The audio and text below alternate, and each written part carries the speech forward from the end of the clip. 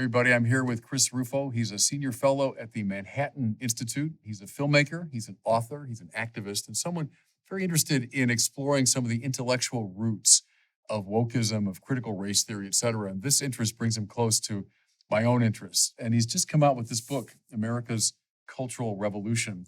So Chris, thanks for being with us today. And I'm eager to explore these themes with you. Can I begin with this? Often when I become critical of wokeism within a Catholic framework, people say, well, wait a minute, how could you be critical of wokeism? It just means you're awake to social injustice, you're concerned for the poor, and you want to do something about it. And wasn't Martin Luther King woke, and Dorothy Day was woke, and isn't Catholic social teaching essentially woke? And a lot of my time is spent saying, well, no, it's coming out of a very different philosophical matrix. Catholic social teaching is coming out of I'd say, essentially biblical matrix. And wokeism is from somewhere else. And I found your book very helpful in exploring some of that.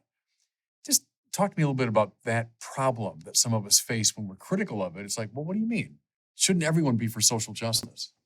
Yeah, that's right. I mean, I think that the big phenomenon that's happening that really confuses people is that woke ideology or left-wing racialist ideology operates at two levels. There's the level of euphemism, all of which sound very nice. They're very pleasing. It's diversity, equity, inclusion, justice, solidarity sometimes. But then if you actually dig under the euphemisms, which are marketing words, you find an ideology that is very different. It doesn't stem from certainly the Christian tradition. It doesn't stem from the natural rights tradition. It doesn't stem from the kind of traditional mid-century civil rights tradition. It's against all those things. It's against all of those things. And so you have to actually do your homework. You actually have to understand where it comes from. And where it comes from is a couple of different traditions, but most prominently Marxism or neo-Marxism. You have someone like Herbert Marcuse. You have the Black radical tradition, which is an atheist tradition, a militant revolutionary tradition that sought to overturn the system of government in the United States. And then you have this really ugly brew of postmodernism and gender theory that seeks to erase the very basic fabric of the cosmos. It rejects the kind of world of creation in favor of a world of unlimited human manipulation. And so what I've tried to do with the book is essentially that, is to say, let's look at the euphemisms, but let's look underneath them to find what's really happening. Do you find some of that neo-Gnostic, the oldest heresy in the church that keeps asserting itself century in, century out, and the view that, the real me is kind of hidden deep in there somewhere, and the body is malleable, the body can be changed according to the whims of the real inner self. And of course, the church recognized very early on, go back to St. Irenaeus in the 2nd century, that's repugnant to a Christian or biblical anthropology. Do you find some of that neo-Gnostic in form? Yeah, definitely. And I think it's most pronounced on gender because, look, I think politics is largely driven in the United States by the left on race issues. That's the great mechanism by which they feel they can change the structures of society, the economy, the law, the Constitution, et cetera. But there's a separate strain that has a separate lineage, and we think of it as gender theory, we think of it as the kind of trans activism, and that's very much predicated on the rejection of any concept of human nature. Human nature is what they call a kind of normative structure. It's part of the sexual normativity, which is an oppressive structure that's created by human invention. And they actually believe that they can manipulate the physical world, the biological world, to meet any ideological demand. Men can become women, men can become pregnant, whatever kind of small phrases that you might have heard are based on this idea of a rejection of any natural limits and using technology to transcend not just the categories of male and female, which are embedded in the human experience, but actually in our biology all the way down. I mean, every level of biology, all the way gender. Down. If you look at it from a scientific account, if you look at it from a biblical account, but they actually think that they can transcend the limitation of human nature as such, and so it's a movement that is at the end of the day an anti-human movement, and you see it most pronounced, and a lot of the reporting that I've done recently is looking at where this leads in medical practice. And you have some surgical procedures that they're doing that are far beyond Dr. Frankenstein. I mean, things that are so horrific. It's almost hard to mention, but they really believe that there is no human essence. Right. That it's all accidental. It's all contingent. You know that term they use a lot, essentialism, right, as a disparaging term. And it's a Sartrean thing, isn't it? Where Sartre says, my existentialism means that existence precedes essence. So my freedom comes first, then I decide who or what I am. Well, that's, from the French Salon of the 1940s and 50s. Well, now it's in the mind of every teenager in America, right? And essentialism, some view that there's a nature, there's a givenness to our bodies, to our anthropology. That's the problem. That's oppressive, right? But that's repugnant to our Catholic social teaching. One reason why Pope Francis, and I can tell you this from direct experience, he told us when I was a bishop out in California, I want you to stand against the gender ideology because it's repugnant to the Bible and to our anthropology. And we're on dangerous ground, aren't we? When we start playing that game of my existence completely trumps essence. Yeah, I mean, we're on dangerous ground, but I think most importantly, if you look at it as a practical matter, it just doesn't work. Oh, right. It is disproven over and over and over, and that's really the problem with all of these revolutionary ideologies. At the end of the day, they are revolutions against nature, against human nature, against the social essence of what makes us human beings in community. And they have this romantic and idealistic notion, which is very attractive to people, especially young people, that you can overcome any limitation.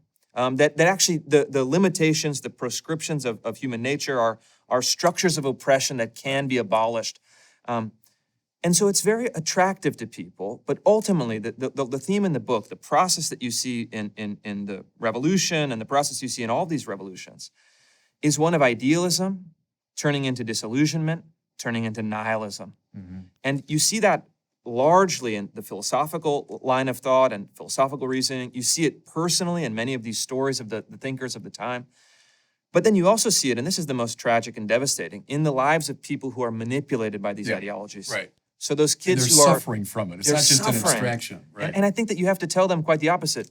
There is an essence. Mm-hmm. There is a human nature. There is a way that things ought to be. And there are kind of a component of that is there are limitations that you should not only respect as limitations, but actually those limitations are what give us the constraints and the bounds of being human.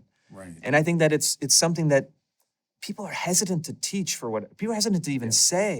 Don't you think it's contingent in a way upon that modern sense of freedom as pure choice? I hover indifferently above the yes and the no, and I can decide purely on the basis of my own integrity which way I'm going to go. Where classical freedom, biblical and classical freedom, is more the disciplining of desire so as to make the achievement of the good effortless. So I become a free speaker of English. I become a free player of the piano, a free golfer, in the measure that I submit myself to these objective norms. And the more I internalize those norms, the freer I become to golf or to speak or whatever. But see, I think that view of freedom has been so occluded by this modern sense of freedom, of self-invention. But I think that's why you see the numbers on depression, anxiety, suicidality among young people spiking. That's a terrible space to live in, where I've got to invent my own values. I invent this on the basis of my own freedom. That's where I quite agree with you. I think there's a real danger. It's not just a theoretical problem. This is a real existential problem, isn't it?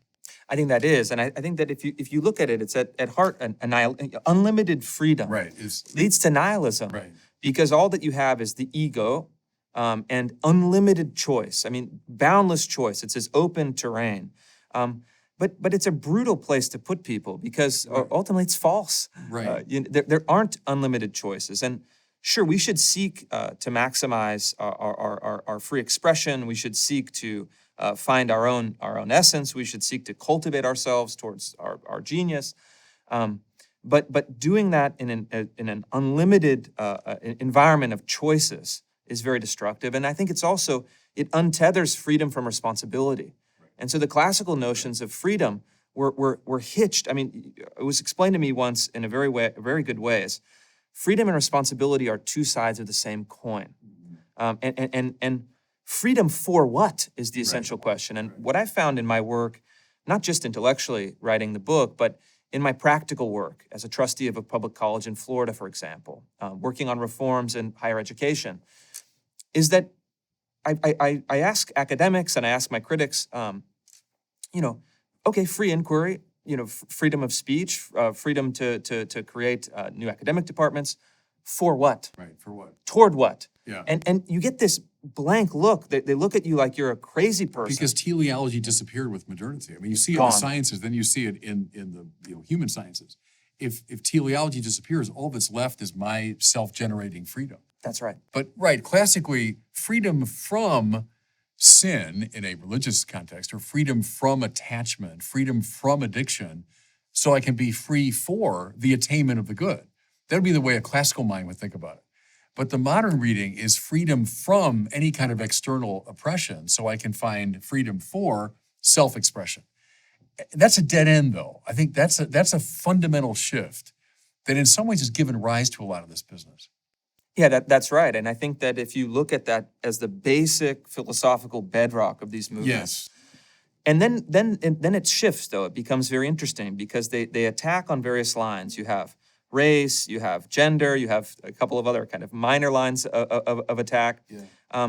And then the other thing that I was perplexed by looking at the figures in the book, I profile 4 of the great revolutionaries of the 1960s and 70s that have had the most profound impact on our culture today, really exposed in 2020 when all of our institutions were captured by these ideologies. But I reading their work, listening to their interviews, looking at their letters and correspondence, investigating their body of thought in a way that hadn't been done before in this manner, I was always asking them, in dialogue with the study, is what do they actually want? What is their vision of the good? What does social justice mean to them? What does liberation entail? And text after text after text, it was an empty answer. Right. It was the they were very good at describing the systems of oppression in their mind, but their solutions were nothing more than appeals to these vague terms that were signifiers with no signified. They were kind of words without meaning. Yeah. So, okay, well, what does liberation look like? What do you want? And I think that ultimately, what happens is that they have charged the negative side of the dialectic, meaning that they can kind of chew up, they can deconstruct, they can dismantle, they can criticize, they can load any kind of negative critique of the systems as they exist, but can never answer that question, what ought they be? It's a purely negative conception, and that's why I think that especially young people and parents of young people that are looking at their institutions, there's a gnawing sense that there's no there. Yeah. That it's an empty ideology. The world of objective value kind of evanesced. Classically, there's values that appear, moral values, aesthetic values, epistemic values. And the elders were meant to sort of draw young people into that world. Let me show you the beauty of this mathematical truth, or let me show you this Gothic cathedral, let me show you this moral excellence. And now bring your freedom into line with those so that you might, in your distinctive way, and I think that's where the individualism comes in legitimately. In your distinctive way, you're going to become, intellectual or a moral agent or an artist, right? But see, that got mixed up at the beginning of modernity, it seems to me, and we're seeing in some ways the full, consequence of that. I do want to go back to the central argument of your book, which I think is really important, and I haven't heard it articulated quite this way before. And let me see if I get this right. That the really radical movements, late 60s, early 70s in our country. So think of the Weather Underground, think of Angela Davis, think of the Black Panther movement. I remember those as a kid. When I was a little 10-year-old kid, those were, kind of haunting our imagination. That they dramatically failed politically at that time. I mean, they really tried in some sense to launch a revolution. They dramatically failed. But they didn't go away. They went largely into academia. So the leaders of those movements went into academia. And there was a long gestation period where a lot of the leaders of those movements did their own research, taught a generation or two after them. And then all that came spilling out in a rather surprising way in the summer of 2020 And then in an even more surprising way, rapidly took over most of the cultural institutions. I mean, from entertainment to corporate world to the government. And so it's like the 50-year delayed victory of the radical movements of the early 70s in this unexpected way. Am I getting it right? It's sort of the way you read what's going on behind a lot of the wokest movement. That's right. Yeah. I mean, the main concept underlying that process is what they described in the early 1970s as the long march through the institutions. And this is, of course, an allusion to Chairman Mao. Well, he wasn't chairman at the time, but Mao Zedong's long march in the Chinese Civil War. And the basic theory was this. They tried armed revolution against the United States. There were thousands of bombings in the period of the early 1970s. They were executing police officers. They believed in what they called the FOCO theory. If we can have spectacular acts of revolutionary violence, it will inspire the masses to overthrow the United States government. And then we can seize the means of the state, and we can seize the means of production. We can take over the Ford factory. We can take over the air conditioner plant. The old Marxist dream, kind of Marxist-Leninist orthodoxy. This, of course, by Richard Nixon's reelection in 1972 was totally shattered, repudiated, discredited, and even the Herbert Marcuse, who was the leading philosophical light of this movement, conceded that the Nixon's counter-revolution had won. The radical movement was finished. But like all bad ideas, they're never quite finished. They have a zombie-like quality where they're undead. They come back. And so what they said is we need to regroup. We need to go into the universities, which is our primary institutional environment that's most hospitable.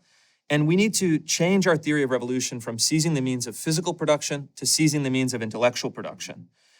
And then what you have is a decade, a second decade, a third decade, and then all the way for now, a half century 50 years of deliberate work to take over the academic institutions, to take over the language that we use, and to take these ideas from, let's say, the Black Panther Party revolutionary literature and launder them passing them through euphemism, passing them through the organs of legitimation, the academic journals and the university programs, into the K through 12 school curriculum, into the diversity training curriculum in companies, into public policy using those same ideas. And one of the most shocking things was that I was going back into the archives and I pulled all the old Black Panther literature. These kind of really shocking pamphlets with images of them, executing police officers and all their revolutionary slogans. And then I compared it to the K through 12 school curriculum in 2020 in a place like Buffalo, New York, or Philadelphia, Pennsylvania. And you hold them up side by side, and minus the graphic violent imagery, minus some of the dated revolutionary language, the key concepts and the key arguments were identical. And so you have this transmission of ideology from the furthest fringes of violent revolutionary ideas in the 1960s that's now being promoted at the kindergarten level to every public school kid in Buffalo, New York. That, to me, is the great symbol of what they've achieved. And certainly, 2020 was the echo following 1968. That's the story that I'm telling, and I hope that it really alerts people to what's really going on. I remember this a couple of years ago. Jordan Peterson was on Bill Maher's program, and Maher is a great critic of wokeism and its extremism. He said, "Professor, where did all this come from?" And Peterson said, without hesitation, the universities. That's my question. Like, what was rejected clearly in the early 1970s as a political reality? The country said, absolutely not. Did it just take that long gestation period? Like, how did it find such success in the university? And then the next question would be then, I know 2020, the whole country kind of went mad, but what was it that allowed this thing to spread so widely and to attach itself so deeply to the psyche when it had been rejected? Was it the fact that it was more explicit in those days and it was more implicit later? How did it happen? Yeah, it went through this really amazing process of cultural conquest. Yeah. And they're explicit about it. If you read their writings, if you read their the text from their gatherings, you see that they're very deliberately trying to work laterally through bureaucracies and say, all right, first we're going to take university humanities departments. Then we're going to take graduate schools of education, which create K through 12 curriculum, which train teachers. Then we're going to move laterally, and they were starting to do this already in the 70s. We can seek influence over corporate life by going through HR departments and taking our ideas and turning them into HR trainings and racial sensitivity trainings, they called them in the 70s. And then they had this very deliberate strategy to say, we're going to go institution by institution. We're going to modify our ideas for the most success. They did it over a long period of time. And then what you have happening on the right is this enormous mistake. Conservatives, let's say broadly, cultural conservatives, political conservatives, religious conservatives, at the end of the Cold War, were lulled into believing that communism as an ideology was finished. You had the great battle between communism and capitalism in the 20th century. And with the collapse of the Soviet Union, it had been vanquished, buried, salted over. We thought so, yeah. 1989, I was in Paris doing my doctoral studies when the Berlin Wall came down and there was this, massive celebration. Then the events after that and the collapse of the Soviet Union. Right, we thought it was the end of history. They thought it was the end of history. And so they really stopped being vigilant. And then they also made an enormous mistake by dismissing these ideas as they were moving through the universities as, look at these, green-haired radicals. They're never going to be able to get a job after they graduate. Ha ha ha. It was kind of a mocking contempt. But these ideas are wrong, but they're also serious. And these cohorts of activists that have been trained in the universities, it's not that they were unable to get jobs. They created their own jobs within the institutions as ideological commissars, enforcers, and so now you're being, you're being besieged by all sides in a rapid course of time. You send your kids to school, well, they're learning, critical race theory. You go to the office, well, you're being forced to put your gender pronouns. You go to maybe your civic institution, it's been hijacked by activists. And conservatives felt that they could retreat into the private sphere, that they could, have a private business, they could make money, that they could, they could worship, they have their kind of private religious faith. And they really seeded all of the great culture-forming institutions out into the open. And as a consequence, they were easily captured. Yeah. In universities, you have a kind of left to right ratio of academics, 10 to 1, 20 to 1, 50 to 1, 100 to 1. It's extraordinary. Yeah, I mean, they're completely captured by the extreme left, really. And I think that we've made an enormous mistake by ceding this territory, because this is the lifeblood of intellectual life. And conservatives have consoled themselves to say that, well, we have our economic institutions, we have low, corporate tax rates, communism is done, we won. I think actually in some ways gestating in the universities in these different settings. And what we have right now is this is the new status quo. You have a very uncomfortable situation. You have, in old kind of orthodox Marxist terms, a very hyper-capitalist economic base, but you have a very left-wing or neo-Marxist cultural superstructure. These are the great tectonic plates of our society, and they're at very strong opposition right now. The weird thing is Marx thought the purpose of the superstructure was to protect the substructure. So the capitalist economy would throw up around itself a protective. Now it's, you're kind of suggesting, I think correctly, they're at odds with each other. The superstructure is at odds with the capitalist substructure. That's completely unstable. I mean, I just wonder what that bodes for the future, because it sort of goes against the Marxist logic. Yeah, I think it goes against the orthodox Marxist logic, but in one sense, you have a kind of revolution on both fronts. You have a technological and economic revolution. You have an unprecedented increase in productivity in the economy. And then you have actually, in some ways, a similar cultural revolution in family life, social life, conception of race and gender and identity.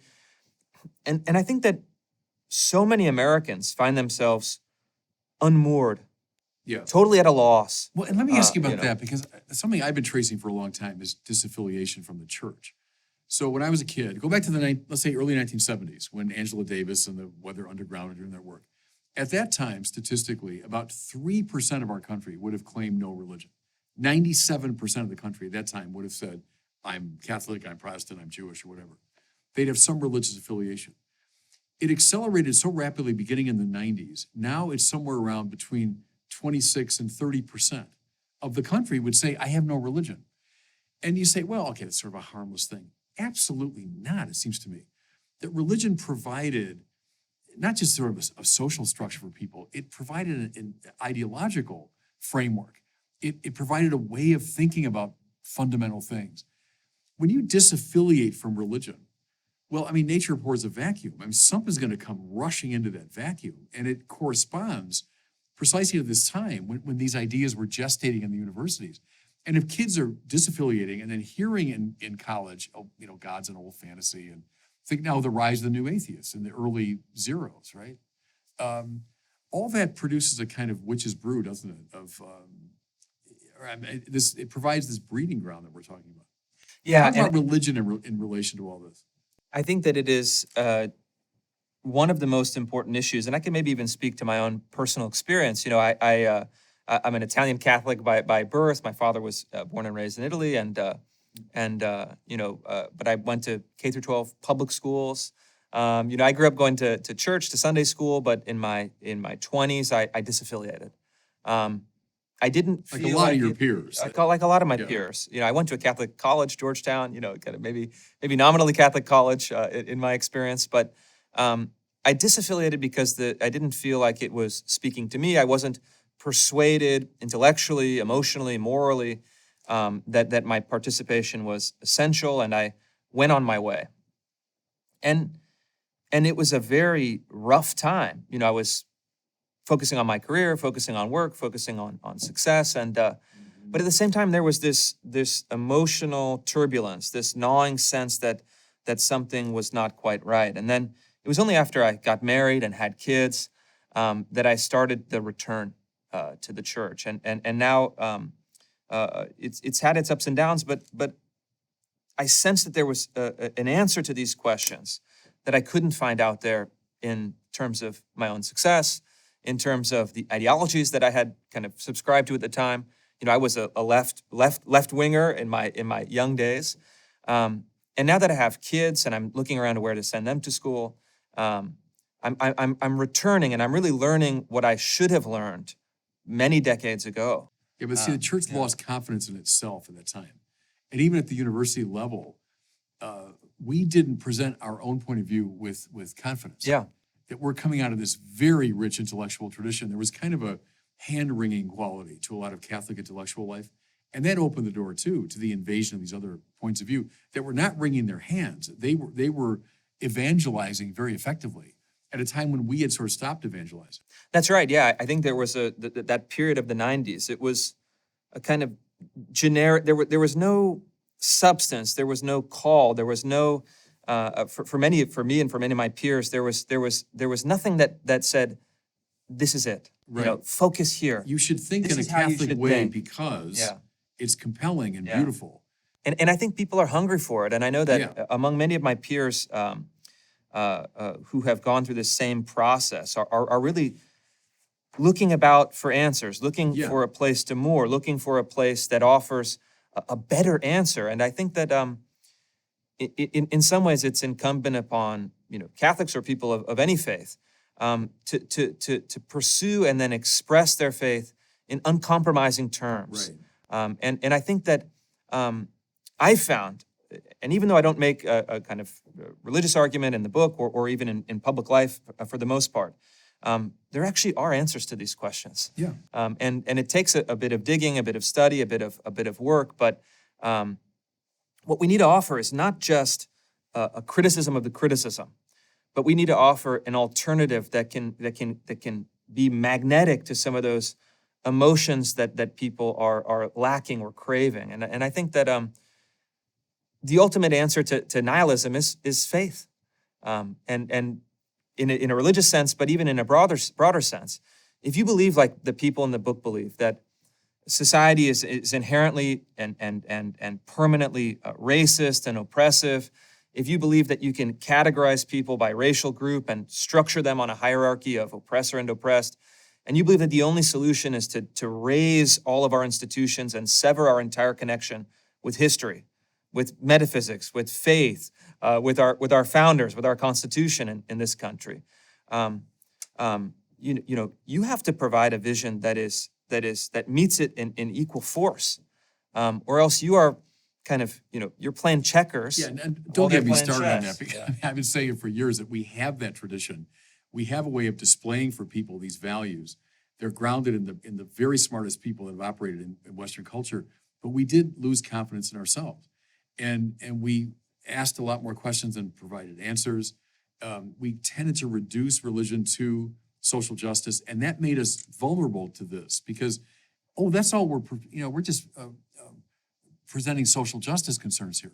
Oh, well, that must be a good thing. That's what our religion's all about. But if you don't see the metaphysical roots of the church's authentic social justice teaching, you'll be susceptible to this. Let me ask something else about religion that intrigues me in regard to all this business. Look at the abolitionist movement in our country, mid-19th century. Look at the civil rights movement, mid-20th century. They were led by religious people. Religious people weren't just part of it. They were the leaders of those movements. And it seems to me both of them, but especially the civil rights movement, were animated by sort of Jeffersonian democratic principles and great biblical principles. Nowhere better exemplified than King's most famous speech, right? Where he's standing on the steps of the Lincoln Memorial and he's appealing to Jefferson, he's appealing to the Bible. And that found a deep resonance in the hearts of Americans who were also formed out of those two traditions. It struck me in the summer of 2020 when all the protests and riots were breaking out, the conspicuous lack of religious leadership. Religious people were not involved in leading those movements, and they were in fact explicitly anti-religious. And as you look deeper into the roots, you'll see, well, they don't like either Thomas Jefferson or the Bible. And so it's not surprising. That's why when people say, oh, this is just another expression of what Martin Luther King was saying. No, it's not. It's another mountain. This is another philosophical perspective. The lack of religious interest in wokeism and the lack of woke's interest in religion. Talk about that. Yeah, absolutely. I mean, it's an explicitly atheist ideology from the beginning, and you're exactly right. They don't appeal to the American founding. They don't appeal to any kind of religious tradition. And I always, tell people a good way to just visually show people, rather. Look at the old pictures from, 1963, 1964, 1965, the civil rights marches. It's people of a variety of racial backgrounds, and they're dressed in their Sunday best. They have nice hand-painted signs. It's optimistic. It's hopeful. The speeches are faithful. The speeches are appealing to our best instincts and our best moments as a country. And there are a lot of Roman collars in those pictures. And there are a lot of Roman collars, absolutely. And then of course, the Southern Baptist preaching and the African American church. That was the group, and you could even just see it in their expression. These are dignified, respectful. These are middle-class people who are demanding the recognition of their individual rights and their individual dignity. Compare it to an image of the crowds in 2020. It's people who, very frankly, are deranged, are unwell, are nihilistic. You look at the slogans on the wall, it's a very different tenor, a very different vocabulary. And it's people that are masked, people that are looking for destruction, people that even if you look at like the mugshots in Portland, Oregon, for example, it's people that have nothing of the quality, even just visually, as those civil rights marches. And so, well, King was explicitly nonviolent, and the movers in 2020 were explicitly violent. That's right. Which comes out of a Marxist perspective. You want to foment violent class struggle for Marx. Often in 2020, it was a racial conflict, but still, you want oppressor and oppressed to come into violent confrontation. That's the opposite of what King was advocating. That's right, and I think that it is a kind of rhetorical move that they've done somewhat successfully. Although I think in 2020 people began to see through it, but they wore the civil rights movement as a skin suit, right? But beneath it, it was a kind of atheistic, nihilistic, neo-Marxist ideology that sought to level all of the structures of society. And so, I don't concede for a second, and actually even the critical race theorists. When they were on their heels, we attacked critical race theory. We made it into a national issue. we put them on their heels, they would go on television and say, well, we just want to have, fairness, and we are the civil rights marchers of our time. But you actually look at their literature dating back 30 years. They explicitly argue against civil rights law, against the 14th Amendment, against Lincoln, against the founding. Against the idea of a colorblind society. So King's language, I remember as a kid finding so moving, I dream of a society where my children are judged not by the color of their skin, but by the content of their character. That's it. That's what I want. I still want that. But in the theorist of wokeism, they don't like the colorblind society. That's just a cover for white oppression, isn't it? That's exactly right. And that's really the essence of the critical race theorist's academic argument. They said that America is a systemically racist society since its inception, and the society preaches freedom and equality, but this is just an ideological mask producing false consciousness in the interest of maintaining white racial domination. And so the critical race theorists go back and they say that Lincoln's Emancipation Proclamation was actually a secret plot to entrench corporate interests and white supremacy. The Civil Rights Act of 1964. I mean, any of the great moments of true racial progress in the United States are merely a smokescreen for a more sophisticated and more insidious form of domination. Even, Derek Bell, who was the godfather of critical race theory, was a mentor to who came to be a very successful, one of his students at Harvard Law, a man named Barack Obama, became the president. And so Derek Bell, towards the end of his life, in I believe 2010, someone cornered him, says, well, you say that racism is permanent, indestructible, it's the essence of life in America, but your former student, Barack Obama, is now the president of the United States. Was elected twice as an American president, And in this really, deeply cynical and pessimistic response, he says, he says in effect, Barack Obama is a black president of a white supremacist country. He's the black face of white supremacy. Yeah, and Obama himself would never subscribe to that. I think indeed he was a student, I suppose, at Harvard of Derek Bell, but I say to Obama's great credit, he wouldn't hold to that. And I read Obama as very much standing in the Martin Luther King tradition. But the quote, I think is, let's stay with the King and Derek Bell, because there's a quote that jumped out at me from your book. This is from Derek Bell. Racism is an integral, permanent, and indestructible component of our society. Well, see, if that's true, if it's so baked into our society, then the only solution is a complete destruction of the society. It's not a matter of reforming it, calling it to conversion, or in King's case, summoning its own best qualities, Lincoln's better angels of our nature, all of that, great. But if this is true, then the only solution is a revolutionary violence that destroys the entire society.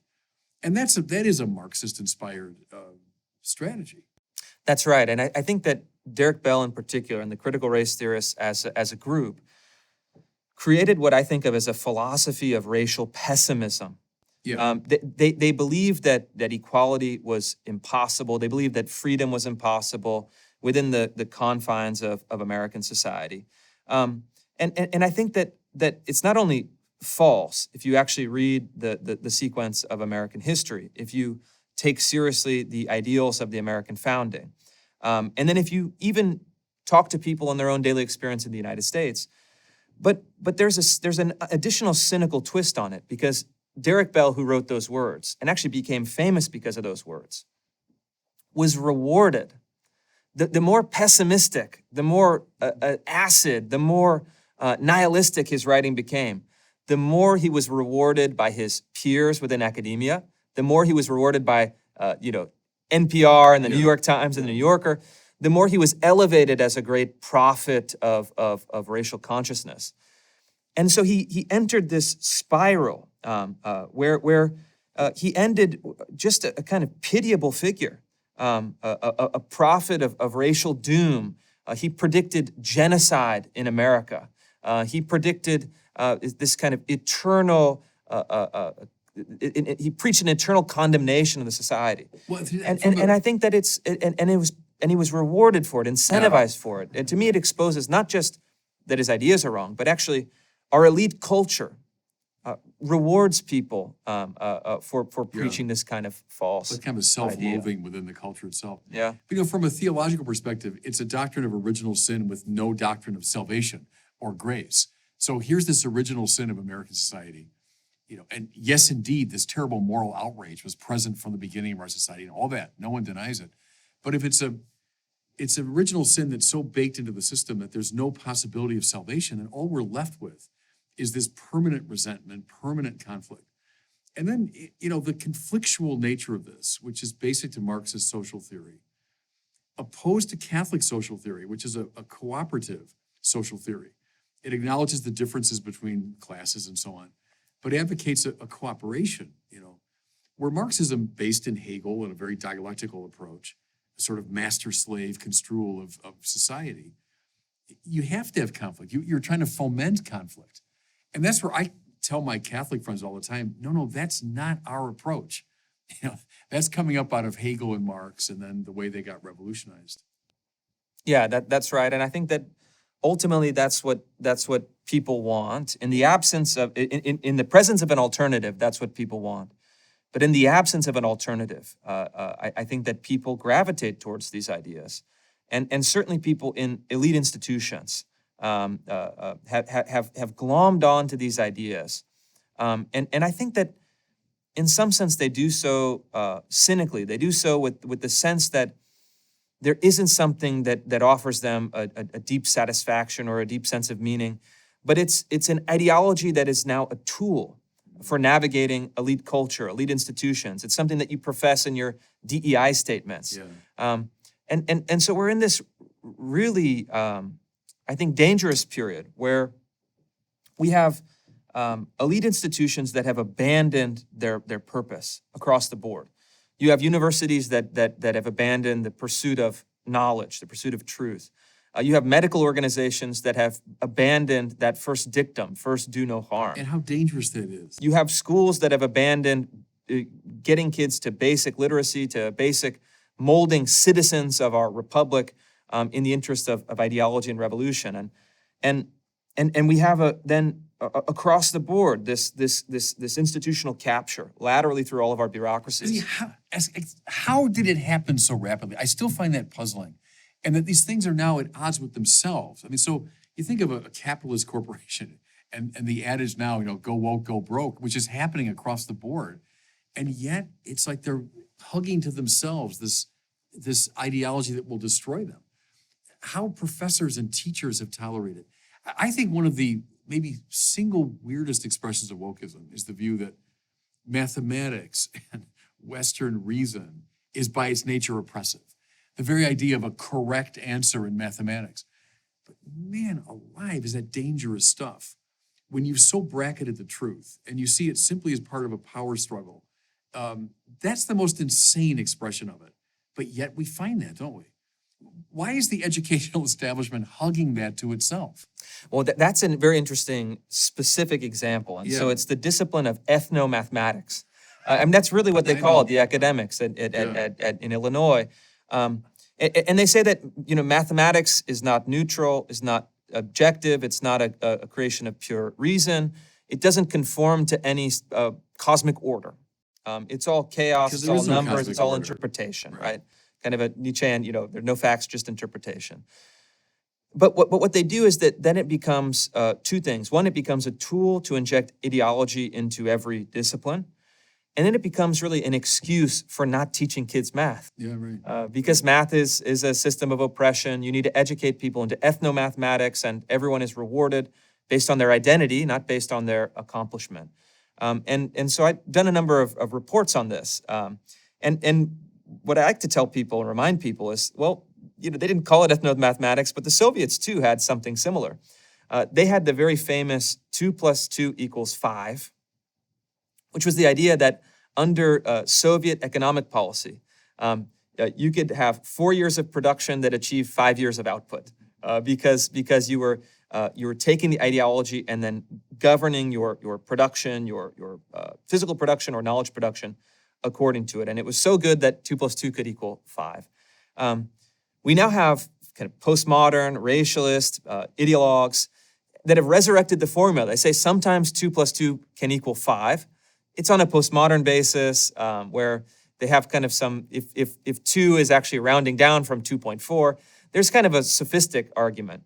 But the basic argument is bringing radical subjectivity back to the process in order to foreground identity first and foremost. Right. That's what they're doing. See, the problem is that's by its nature divisive. If I say it all comes down to my subjective decisions, then you got your subjective decisions and we should maybe tolerate each other, but don't you tell me what to think, I won't tell you what to think. What you end up with is this completely balkanized society, is that we're all in our own little space. And the things that can bring us together, which are objective values, like the epistemic values of mathematics, or aesthetic values, or moral values, the very things that will unite us now we've lost. And if all we're left with are subjective interpretations, then we're at odds with each other necessarily. And so it's proposed as a solution to the problem of injustice. Give me a break. It produces much more violent sort of injustice. I don't know how people can't see that, how the hugging to themselves of these movements are just undermining, what they're supposed to be doing, whether it's at a corporate level, educational level, aesthetic level. I don't know. I find that side of it just, dispiriting. This is an important point, and it really is what's driven me to attack this ideology just unapologetically, in a way that I'm unafraid to confront it directly on its own terms. Because ultimately, I directed a film for PBS a number of years ago about 3 of America's poorest cities. Mm-hmm. One of these cities was Memphis, Tennessee. I spent about 3 years documenting life in a public housing project in Memphis. 100% African American. I think 95% of the families were single-parent families. And they were living in public assistance, public housing, public benefits. And so, as I'm looking at critical race theory intellectually, they speak, supposedly on behalf of groups like the folks that I met in Memphis and spent a lot of time with. And they say, in a certain sense, that we have the solution for these problems. But what I was always doing was looking at the ideology and then saying, well, in a fair way, trying to be fair, say, does this have anything to offer folks like I met in the public housing project in Memphis? And over and over and over, what I discovered is that these ideologies are really self-serving for elites, for them to get status, position, influence within elite institutions, but they have nothing to offer the people that are actually at the bottom of the social hierarchy, that actually need some help, that need compassion, that need assistance. And so ethnomathematics is the perfect example. I can be the professor of ethnomathematics, I can be the headliner at the conference, I can get my academic papers published, I can have a kind of fancy title somewhere. But what does ethnomathematics offer to the inner city kid in Seattle, in Chicago, in New York City, for whom a basic mathematical education could be the way out of social injustice? It offers them nothing but resentment, will to power, and the denial of truth. And so to me, I think that what we always have to do is really, Catholics, but I'm a conservative in a political sense. We gave up on the term justice. We mocked it as social justice. But that is a huge mistake. We need to have a conception not of social justice or racial justice or gender justice, but of justice. No, quite right. With a capital J. No. And retake the term and present a vision that also in a social justice manner, meaning in our kind of temporal lives and in our social lives, that says, you know what? I can offer that kid who is struggling with his math text, he's in 4th grade, he's in a public housing project in Memphis. This is what I can offer. What you're offering is poison. What I'm offering is a way out. Yeah. And that to me is something that we have to do. We have to get much better at doing. Let me say a word about that, because I think it's really right about justice. I was at a major Catholic university a few months ago, and in the Q&A, one of the kids asked me about the DEI stuff. And I said, well, here's my problem, is diversity, equity, inclusion. Say what you want about them. In our tradition, they would be values secundum quid. They'd be values according to circumstances. Sometimes, indeed, diversity is a good thing. Sometimes. Sometimes, equity of outcome is a good thing, but not always. Inclusion sometimes is a good thing. And I gave us an example. I said, you're the, director of the Chicago Symphony, and you want the very best players you can in the whole world. Are you going to be radically inclusive? Well, of course not. You're going to exclude 99.8% of the applicants. Are you going to say my prime value here is making sure my orchestra is balanced racially with 10% Black people, 12% Hispanic? Of course not. You're going to say I want the best candidates. So diversity, equity, inclusion, yes, sometimes those are good things. But what is a value in itself? Justice. And I said, for example, if you were to say no Black people can apply to the Chicago Symphony, well, no, it's unjust. That's a denial of equality of opportunity. Of course that's unjust. And that should always be in place. You should always be just. And then I said, you should always be loving. Love and justice are two values in themselves. The problem is when you take values secundum quid and you pretend they're values in se. And that's happened with the diversity, equity, inclusion thing. It's like liberty, equality, fraternity. If you take those values secundum quid and make them absolute, you're going to have trouble, in the society. Because I think that's right. Justice is what we're for. That's one of the classical values, one of the cardinal virtues. And classically, we presented that over and over again. We should still present it, and not succumb to this postmodern, nonsense that wants to question it. But that's a key distinction. And don't mistake DEI for justice and love. Yeah. They're not the same thing. I wrote an op-ed for the New York Times on this very question a few weeks ago. And I asked a simple question: what is the purpose of the university? Because I've been working on university reform efforts in Florida and in other states. And the argument that I made is that the university has a mission. It's either explicit, they say this is what our mission is, or it's implicit. And my argument was that universities have lost the sense of purpose and the sense of telos, the sense of the ultimate aim. And they've substituted a bureaucratic morality of DEI, diversity, equity, and inclusion, in its place. But to me, a university should be oriented towards, classically speaking, the true, the good, and the beautiful. Yeah. Right. And the argument that I made is that you can have a university oriented towards the true, the good, and the beautiful, the great transcendentals, or diversity, equity, and inclusion. Pick one. Yeah. And you can't have both. You cannot have both as the ultimate aim. And, what we've done at New College of Florida, where I'm a trustee and working on these reform efforts, is abolish our DEI department and to say, no, we are creating an institute of classical liberal education oriented towards the pursuit of the true, the good, and the beautiful. And that is our cardinal virtue, and we've adopted a policy of colorblind equality. Yeah. We'll treat anyone equally who applies. And guess what happened? We got rid of our DEI department, and we've said, this is our vision, this is our telos, we're restoring the purpose of education. And not through manipulation, not through a discriminatory policy of DEI. We've doubled the number of Hispanic students in our incoming class and quadrupled the number of Black students in our incoming class. Yeah. Again, equality of opportunity, not equity of outcome. Equality of opportunity, but also by creating an appeal to something much higher. Yeah, right. And so we've attracted people through this process of creating something that I think a lot of people are longing for. And I also tell people, they say, oh, DEI is essential because we need to have X, Y, and Z. I say, okay, well, let me think. I'm a part of an organization, my local parish. We have people from all over the world. Our priests are, a kind of European American, a priest from Africa, and a priest from the Philippines. Yeah. And we all submit to their leadership willingly with an open heart. And our parish is very diverse. But that's very odd. We don't have a DEI department.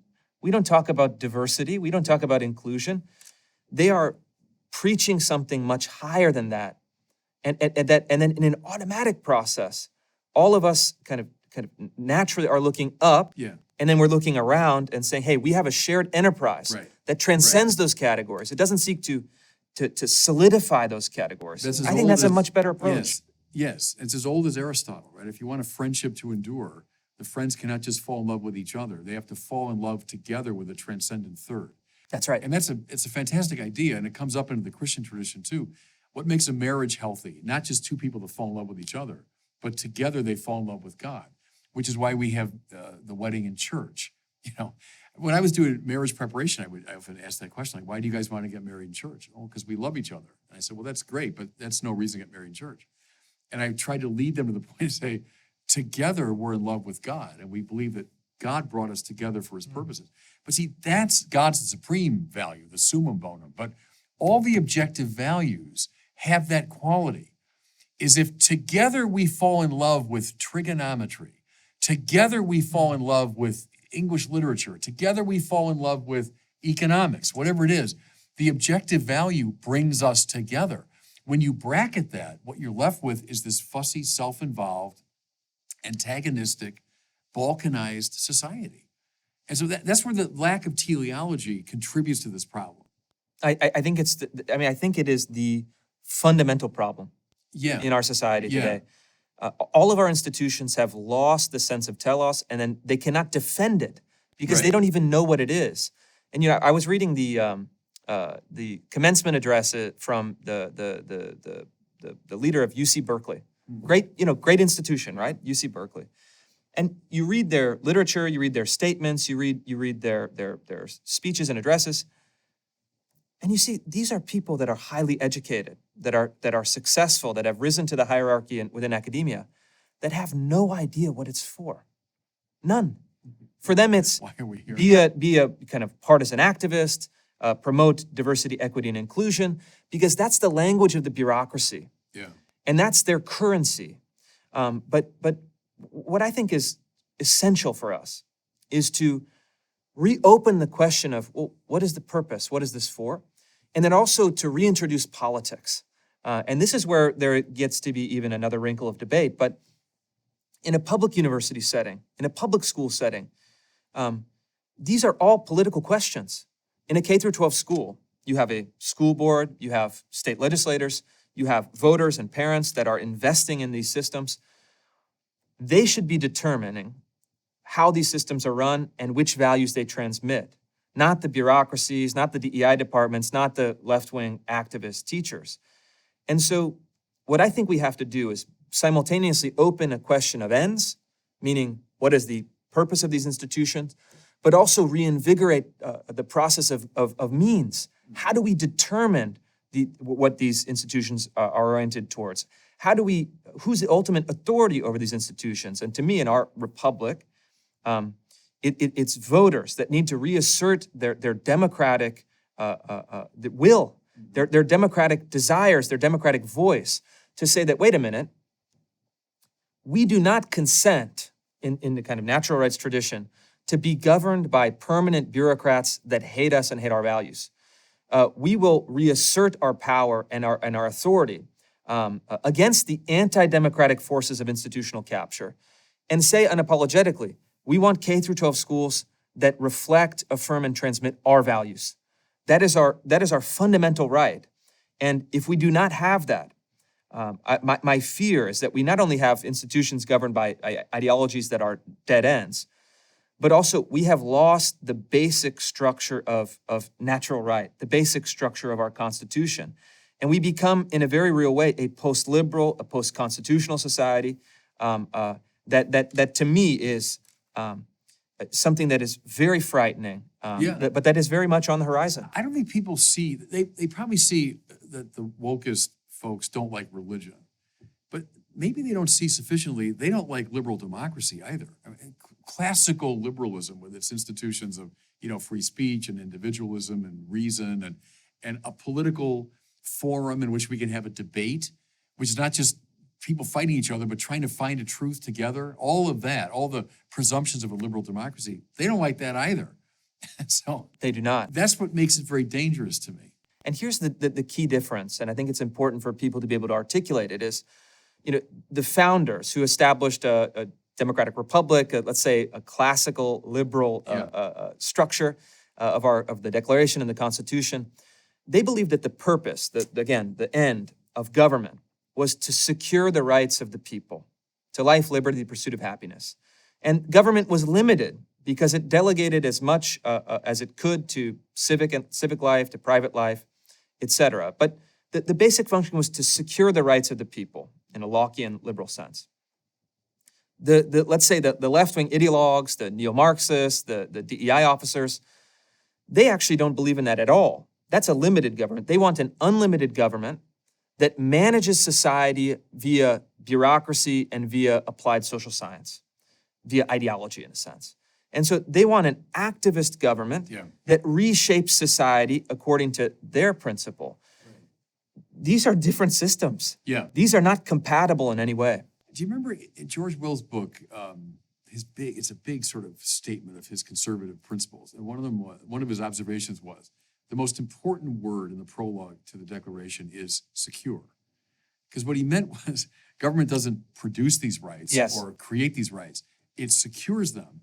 They're independent of the government. They come from, now Will is not a believer, and he would tend to read that more as pious boilerplate. I don't read it that way. Endowed by their creator with certain inalienable rights, because they're grounded in the creator.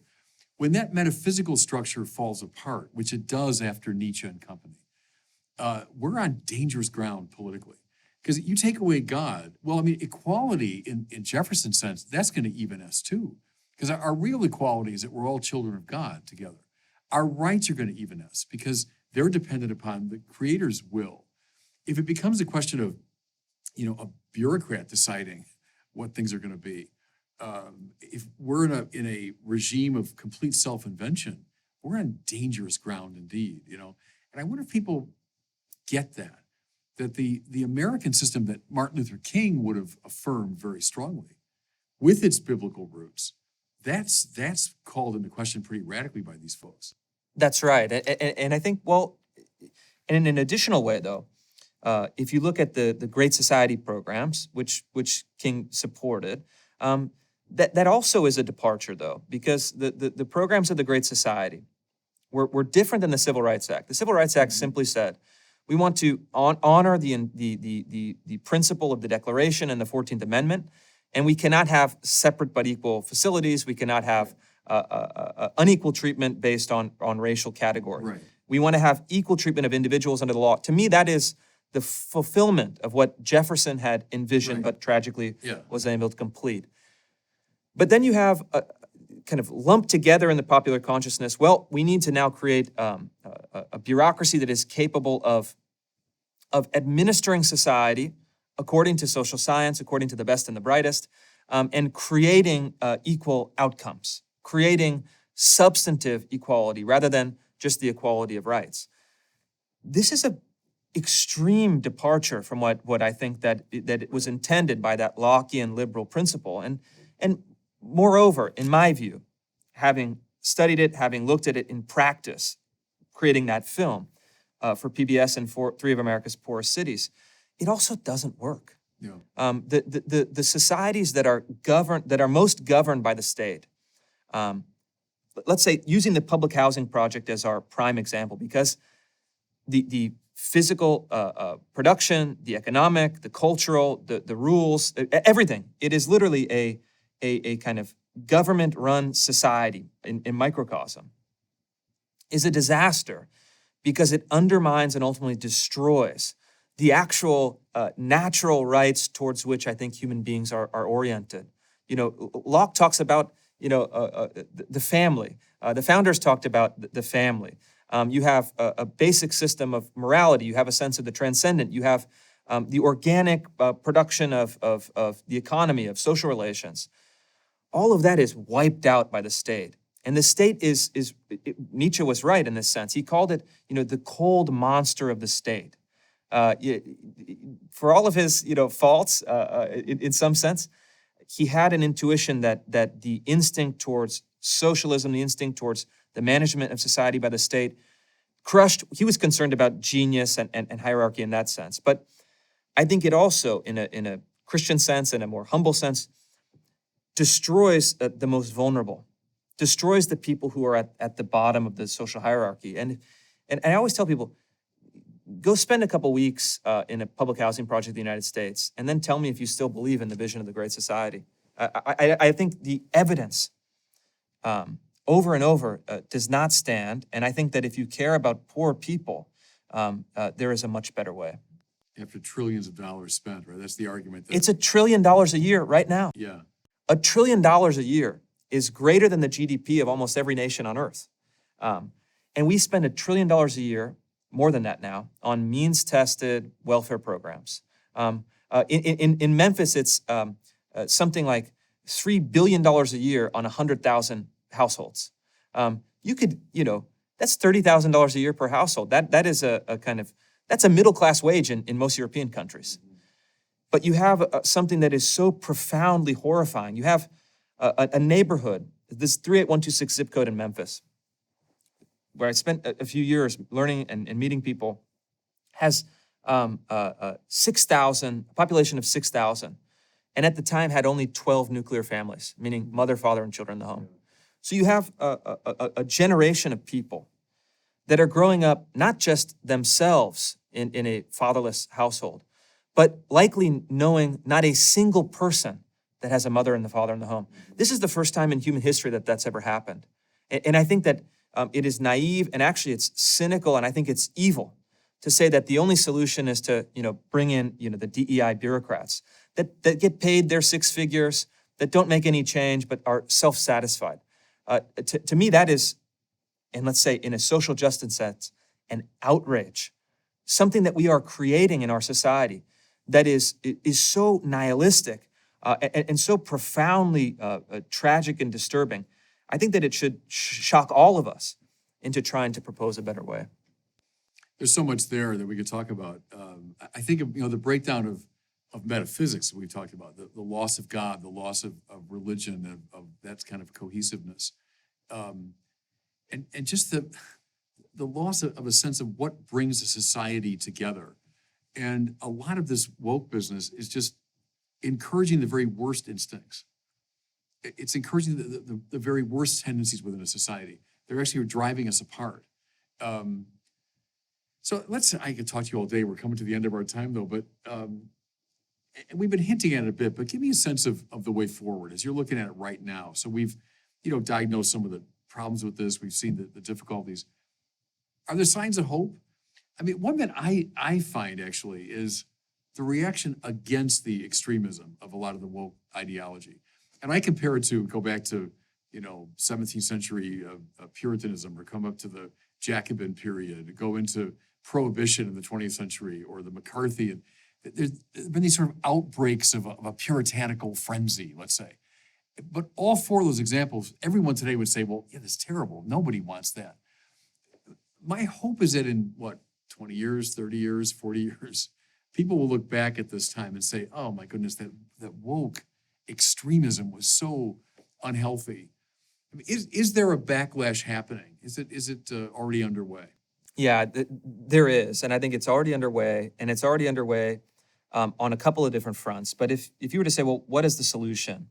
I think it is first and foremost people understanding what the problem is. You have to understand a problem in order to solve it, typically. And I think there are a number of ways that we can do it. There's the kind of individual way of solving the problem, meaning that it's open to all citizens, that is part of the fabric or the function of their daily lives. And then there's the political, those of us who are fighting in politics. And they go hand in hand. In the local sense, which is really where I'm most optimistic, what I'm seeing from parents all over the country, from families, from people within institutions, is a sense that education in particular has gone so wrong that we need to build and create alternatives. I know in my local community, we have the kind of classical Catholic education that I think is now thriving. There's one of the fastest growing education movements. You have the homeschool movement, has record numbers of people, and you have the school choice movement at the policy level. Now in 6 or 7 states, parents can opt out of the public school system and take their $7,500 per year per child and take them to any institution of their choice. This is creating an alternative market where parents can go and they could say, not only do I not have to be concerned that I'm sending my child to an institution that seeks to undermine my values, but actually this is a cooperation between the parents and the teachers and the administrators that we're going to have this joint enterprise in shaping our kids towards some higher purpose. I think that is a very much an encouraging grassroots element, and that's something that I'm finding so many people are overturning their entire lives. They're moving, they're taking a job, they're quitting a job, they're reorganizing their lives to build these alternatives. And then on the policy sense, I think that we are also making progress, because what I'd like to think of is that this is not a conflict at heart between left and right. This is a contest between the permanent bureaucracy and, let's say, elite institutions that are seeking to impose these ideologies from the top down, and then the broad middle class that opposes them. And so what I think we need to do is to have a sense, and this is going to be led by more conservative politicians who have a vested interest in responding to their constituents, to say public institutions must once again reflect the values of the public and must be ultimately accountable to the public that funds them, that charters them, that sustains them. And so what I think it is really a renegotiation of the contract, the social contract, between the people and between their government, so that we have these things are once again aligned. And that's going to be a brutal, it's going to be a difficult, and it's going to be, in a metaphorical sense, a bloody fight. But I think that those of us who are really fighting it, and really pushing in that political sense, we have to first remind people of that these are ultimately all political questions that must be settled in the democratic process, and that we have to recognize the source of the authority is ultimately the people. And I still believe, fundamentally at the deepest level, that the metaphysics, the values, and the priorities of the people as a whole is still good, is still oriented towards something that is higher, and that it's simply incumbent upon those of us in the political process to be the champion of those voices. Yeah, quite right. And maybe we can close with this. We've been invoking King a lot. I always go back to the letter from the Birmingham City Jail, where King draws attention to Thomas Aquinas. So why are you opposing these unjust laws? Well, because a just law has got to be rooted in the moral law, which in turn is rooted in the eternal law. So he cites Aquinas right from the Prima Secundae of the Summa. And that's the relationship between politics, positive law, the moral framework. See, if the moral framework goes, then the positive law is going to be messed up. So positive law relates to moral law, and then the moral law is grounded in the eternal law of God. There has to be a transcendent summum bonum in relation to which the other goods are arranged. That's the classical view. When that was in place, there was a kind of coherence. I think what's happened is the falling apart of that coherence. And the result is a deeply antagonistic society. So I'm for Thomas Aquinas and Martin Luther King and the coming together of these three, elements. And discovering that intellectually, living it out morally, that's maybe the path forward. I think that's right. And I think that what you're talking about is the heart of the matter. And I think that it's not that people don't believe that. It's that people haven't heard that. They haven't heard it, right? I mean, really, truly. And so I think that's why what's really important is for all of us involved in this to come together and just try to rebuild that. I mean, it doesn't take us to rebuild it, right? It exists independent of us. But we have to breathe new life into it. See, we lost confidence, though. We did. We lost confidence in it. So we have to find, the courage and the elan to present it again to the society. And that's what you're doing. I appreciate it so much. Well, listen, thank you for being with me today. I enjoyed the conversation immensely. God bless you. Thank you. God bless.